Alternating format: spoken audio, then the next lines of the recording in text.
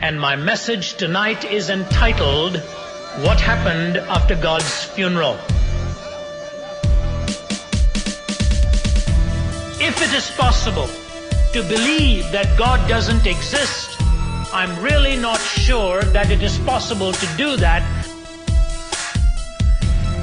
It is so significant that I do not believe it is logically possible to be an atheist and live consistently. At least I find it inevitable.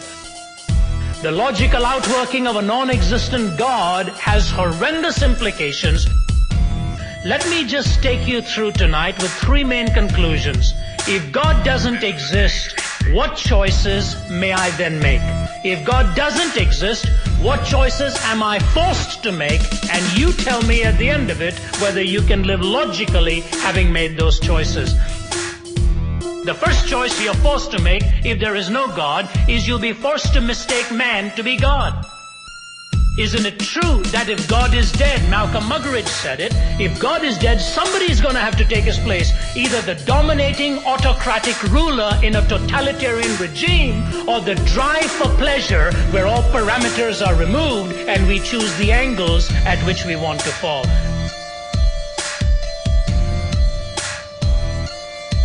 So if God is dead, somebody has to take his place, and it ends up being man. After all, we are not going to take guinea pigs to be gods. We're going to have to become gods of our own.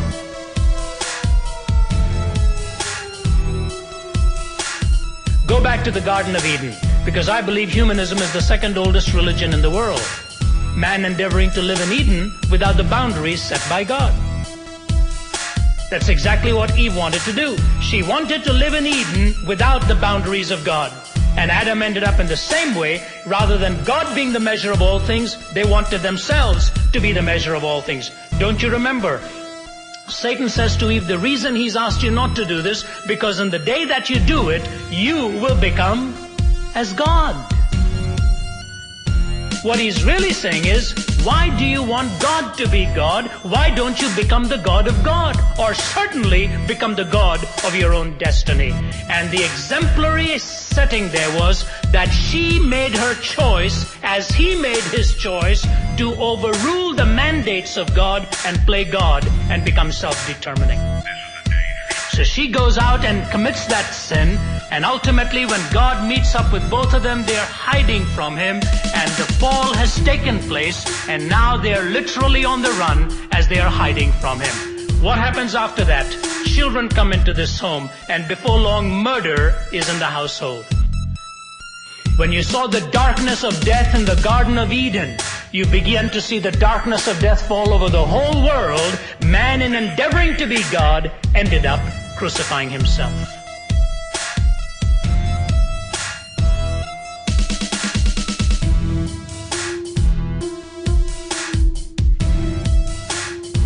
Choice number one, you have to mistake man for God. Choice number two, you will have to take your body to be your soul. If there is no God, there is no soulishness. If there is no soulishness, all that is left is the material. And if the material is all that you have to take the body to be the ultimate and the eternal. You have to take the body to be the ultimate and the eternal. Your body becomes your soul.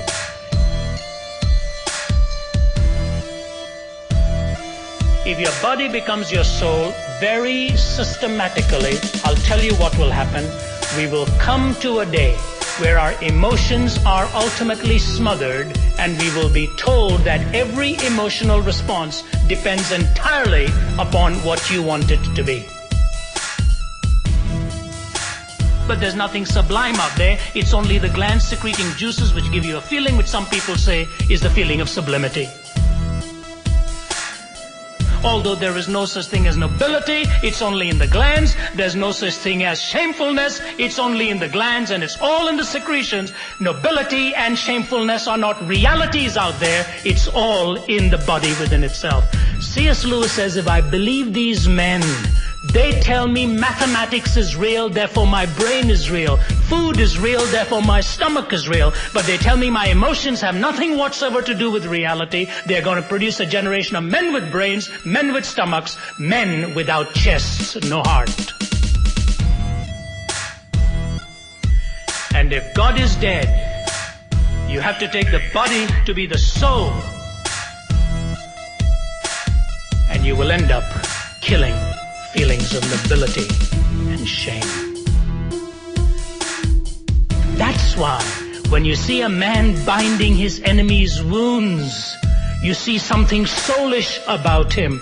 That's why when you see a helpless orphan rescued, you see something soulish about the rescue. That's why when we see something noble, we see something soulish about it. It is not merely flesh and blood and bones and veins. There's something of a spirit in all of that.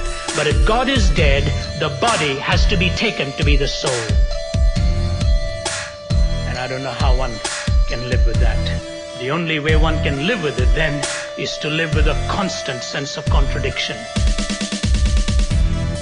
G.K. Chesterton says this: the new rebel is a skeptic and will not entirely trust anything. He has no loyalty, therefore he can never be a real revolutionist. The fact that he doubts everything gets in the way when he wants to denounce anything. For all denunciation implies a moral doctrine of some kind, and the modern revolutionist doubts not only the institution he denounces, but the doctrine by which he denounces it. So he writes one book complaining that imperial oppression insults the purity of women. Then he writes another book, a novel, in which he insults it himself. He curses the Sultan because Christian girls lose their virginity, then curses Mrs. Grundy because they keep it. As a politician, he cries out that war is a waste of life, and as a philosopher that all life is a waste of time. A Russian pessimist will denounce a policeman for killing a peasant, then prove by the highest philosophical principles that the peasant ought to have killed himself. A man denounces marriage as a lie, then denounces aristocratic profligates for treating it as a lie. He calls the flag a bauble, then blames the oppressors of Poland or Ireland because they take away that bauble. Here's the winner. The man of this school goes to a political meeting first, where he complains that savages are treated as if they are beasts.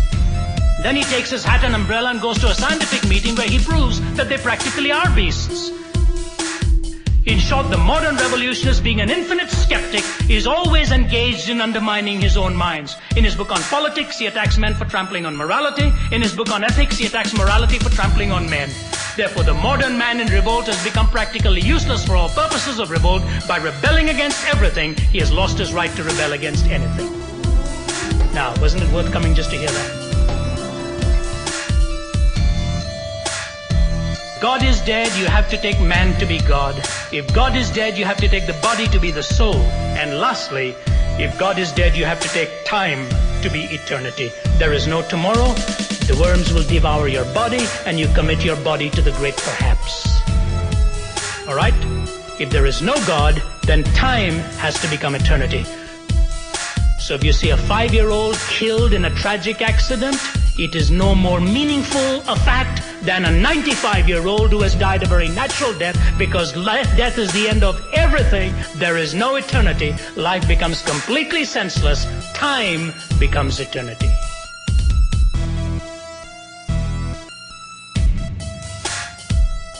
It is a dangerous thing to play God.